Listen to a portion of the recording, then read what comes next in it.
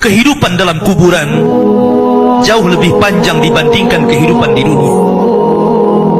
Nabi SAW bersabda, "A'maru ummati baina sittina wa sab'in."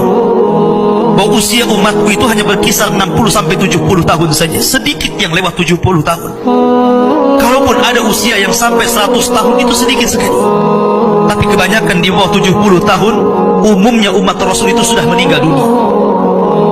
Tetapi ketika orang masuk ke dalam kuburan, usia dia di kuburan sampai kiamat ditegakkan itu panjang sekali. Anda bisa bayangkan, orang yang meninggal sejak zaman Nabi Adam sampai hari ini kiamat tidak dibangkit-bangkitkan, menunjukkan bahwa kehidupan kuburan jauh lebih panjang dibandingkan kehidupan dunia.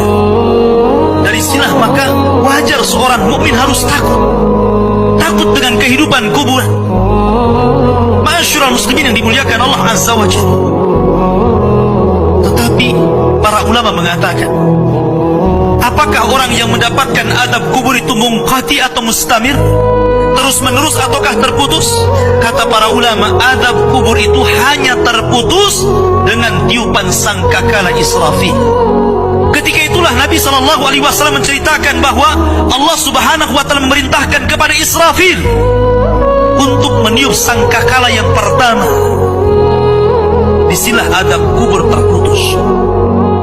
Karena ketika itu seluruh orang mati, baik orang yang ada di atas bumi atau yang ada di bawah bumi, baik kalangan jin, baik malaikat, kecuali makhluk-makhluk yang Allah kehendaki saja, semua hancur. Dan Abu Hurairah radhiyallahu anhu menceritakan kehancuran bumi setelah tiupan sangkakala itu adalah 40. Bisa 40 hari, bisa 40 bulan, bisa 40 tahun. Yang jelas Allah hancurkan bumi ini. Allah luapkan lautan ke daratan. Allah jatuhkan bintang. Allah hancurkan gunung sehingga seperti kapas yang dihempas angin. Itulah yang disebut dengan kehancuran alam atau hari kiamat.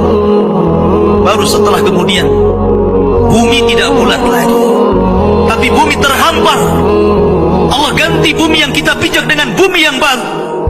Itulah yang disebut dengan padang mahsyar. Maka disitulah Allah Subhanahu wa Ta'ala memerintahkan Israfil untuk meniup sangkakala kebangkitan. Yang kedua kalinya Israfil pun kemudian meniup sangkakala. Maka dari situlah manusia keluar dari perut bumi. Wa akhrajatil ardu athqalaha. Allah keluarkan beban-beban beratnya. Disitulah orang-orang yang beriman, ketika mereka muncul dari kuburan, maka mereka akan berkumpul dengan keluarganya.